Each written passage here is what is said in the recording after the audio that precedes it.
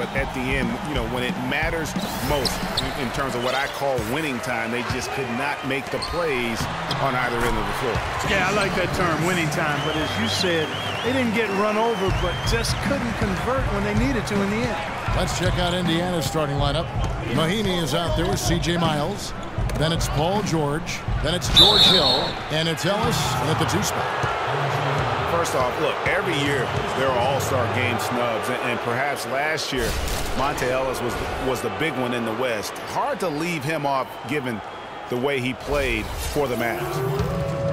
For Monte not being an all-star, there are a lot of guys that could have made an argument to be there. Monte's was as strong as any. Yeah, and his own coach said that Monte deserved it more than Dirk, his teammate. And not a shot at Dirk by Carlisle, just Rick expressing how valuable Monte was to the Mavs.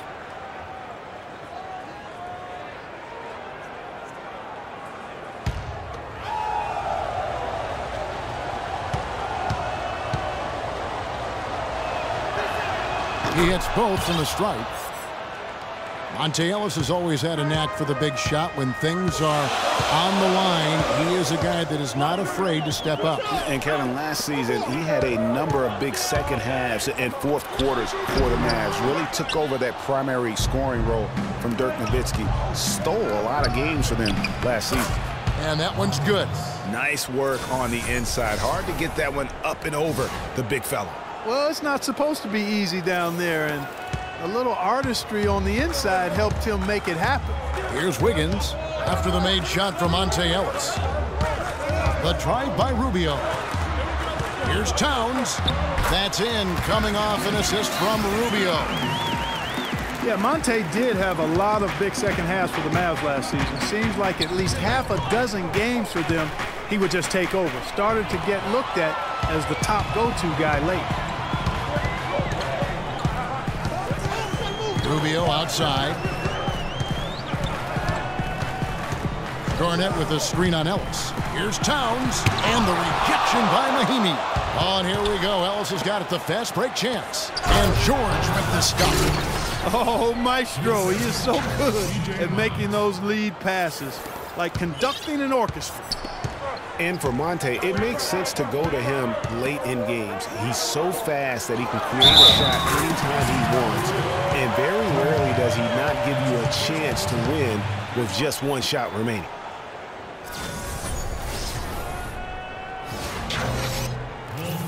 Well, I tell you what, Ricky Rubio has everything you want out of a player except one thing. He has to learn to shoot it better. Rubio can defend, he can pass, he can lead a team, but until he becomes a better shooter, I think he's going to short-circuit his potential. Here is Miles. 20 points for him last game against Sacramento. Boy, with an open look like that, he is so gifted. Man, you've got to play better defense. Eventually, he's going to make you pay. Yeah, you can see he's still in rhythm, even though he misses that one. Almost always deadly when he's that open. Clock at 6. And it's Rubio penetrating. Takes the 13-footer and misses it off the right side of the rim. And back to Ricky Rubio for a moment, who certainly is at the hub of what this team does, averaging over 8 assists a game for his career through last season. If he can stay healthy, gain some weight, this is a guy to watch. It really is. And listen, they're also built now for him because they got those great athletic wings. And if he can shoot it a little bit better, I mean, I think he's going to have more opportunities to spread the floor and drive and make plays. And for his first 4 seasons in the league, never hit over 38%. That's not going to get it done at the highest level. Ellis, the pass to George. Yes, and it's Ellis picking up the assist. George has got 5 now. I tell you what, guys, it's going to be a tough day on this defense if he's got the A game rolling tonight. Garnett, the screen. Here's Prince. The rebound by Paul George. Indiana's gone 1 of 2 from long range in the first quarter. Ellis can't get it to go. The defense ready for him on that possession. They had to be because he is so strong in the paint. Pass to Prince. He kicks it to Garnett. Rubio outside. Garnett with the screen for Rubio. Fires from the wing. Can't get it to go. Hill with some nice D. The Pacers have gone 50% from the field, hitting 3 of 6 since the opening tip. That's tipped. Prince with it. Rubio outside. Back to Prince. Wiggins against Ellis. Wiggins dishes to Towns. Stolen by Miles. Now here's Hill, the fast break opportunity. George with the bucket.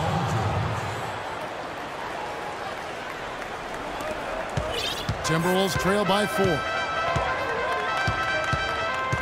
Here's the screen. The drive by Rubio. Here's the foul. It's on Mahinmi. That's his first foul. Jang, he's checked in for Kevin Garnett. The Pacers also with a sub. Allen's checked in for Ellis.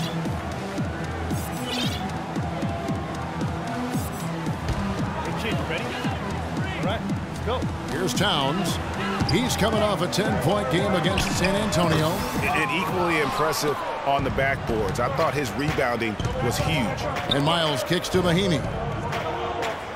Not watching the line there. That'll be a backcourt violation. And let's quickly check in on the season's top rookie rebounders so far. Number 1, Karl Anthony Towns. Already in his first season, he's really a man in the paint. Ready-made with the strength and determination to make his presence felt. Well, what he lacks in experience, he makes up for with toughness and hustle. Rebounding is one of those skills you can develop early, and he's been the best at it so far. Now here's Prince. Down to 5 on the shot clock. And for a long time now, Indiana has protected the rim. It's one of the core elements of their defense and why they are so strong on D every year. Mahinmi, no good. And Minnesota will come the other way. They couldn't put the pieces together, losing that last matchup with San Antonio. And really, I just felt like they didn't compete, particularly on the backcourt, probably their weakest area in that game. Well, they weren't doing their work early. They weren't carving out space for themselves under the glass. And guys just weren't working hard enough in my estimation. Now here is Hill. 20 points for him last game against Sacramento. And not just the scoring. It was also how fierce he was on defense, grabbing 3 steals on the night as well. And last year for Indiana, top 3 at protecting the rim. Opponent shot under 50% right at the hoop clock. You know, that number might not sound like a lot, but being under 50% on essentially layups, that's a big deal. Protecting the rim is a huge part of winning basketball. So the Timberwolves called their first timeout. It's now been a decade since the Minnesota Timberwolves played postseason basketball. Last trip to the postseason for the Wolves back in 2004. Wow, that was a long time ago. And if you're wondering, that is the longest playoff drought in the league currently. Wolves want nothing more than to get back to playing playoff basketball, and featuring the #1 pick in last year's draft will help. Good way to start, you're right. Here's what Minnesota's going with right now.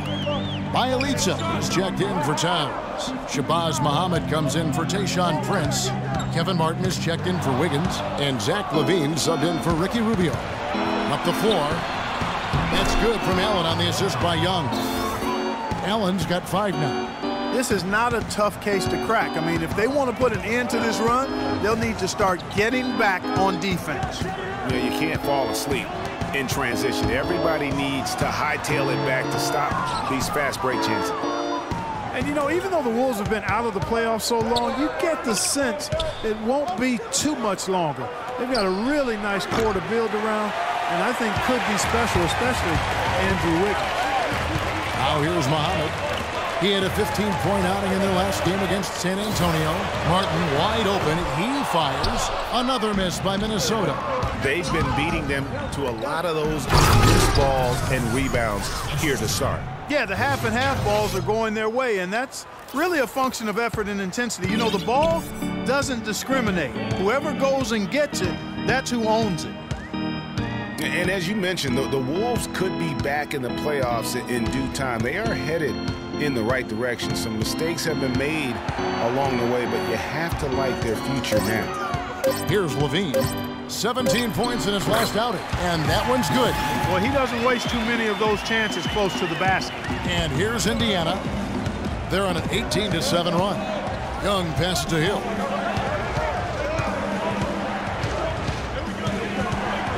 Lets it go from 11, and the Pacers tack on 2 more.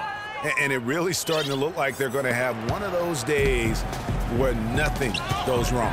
Well, Greg, they certainly haven't done anything wrong so far, stretching the lead into double digits already. The offensive rebound, Stuckey. Missed inside. Timberwolves trail by 11. 4-on-3 break. Here's Levine, and the shot is long. That would have been lucky had it fallen. Poor shot selection. Yeah, look at the coach's face and the expression. It says all over it. Are you kidding me? His touch has disappeared on him this quarter. He just hasn't been able to get it going. Jang, a screen. And it's Martin penetrating, unloads from 13. No good. And Indiana will go the other way with it. Outplayed in the previous game on their schedule, losing to Sacramento. And that was a shocker. Hard to believe that they dropped the ball, so to speak, on that one. And probably a tough pill for them to swallow. And to lose it like they did, too. Wow, right at the end, man, makes it even tougher to take. And so it's Minnesota with it, following the score by Indiana. And it's going to be out of bounds. The Pacers will take it. And let's check out stats for Stuckey. How his last 10 games have gone. He's averaging 11 points a game, 3 rebounds, and 2 assists. And guys, no question, he's a guy with some talent. But honestly, even he'd like to see those numbers improve. And all indications are that he's been working hard on his game. It just hasn't shown up in the box score yet. Now here's Stuckey. And Rodney Stuckey, a combo guard out of Eastern Washington, played a big role for the Pacers a season ago. Free throw, good, Stuckey. And the Timberwolves making a change here. Payne's checked in. Then for the Pacers, Mahimi's checked in for Hill. Paul George comes in for Glenn Robinson III. And George Hill's subbed in for Young.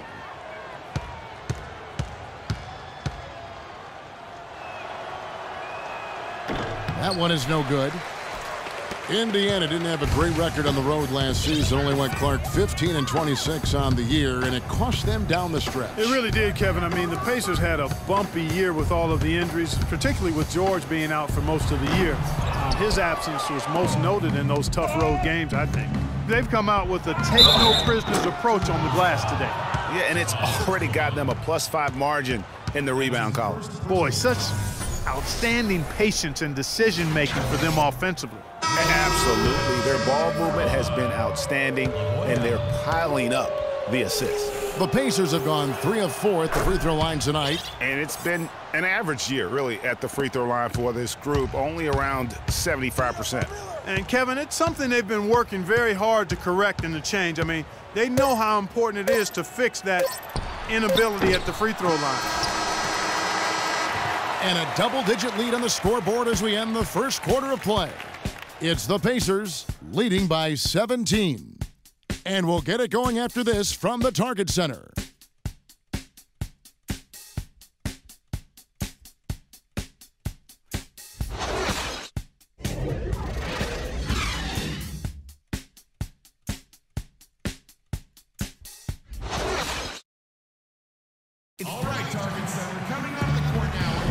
Welcome back, everyone, to lopsided first quarter in the books already as we start this second quarter. And, guys, we've seen a confident-looking Pacers team out there. I just like the way they're getting out in the open floor, taking advantage of all those fast break chances here early on. I agree with you, Greg. I mean, they can run, and they've done a good job filling the lanes in transition. Pacers leading by 17.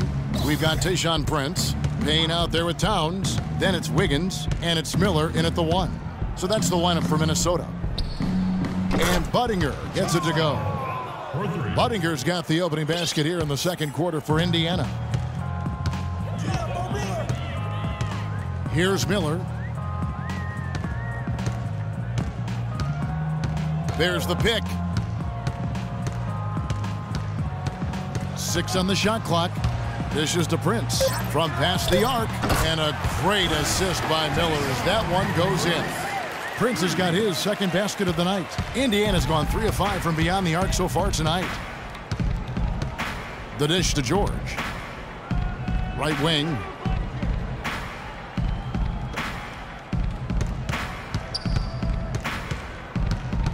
Outside Hill. And there are the Pacers with another bucket. How many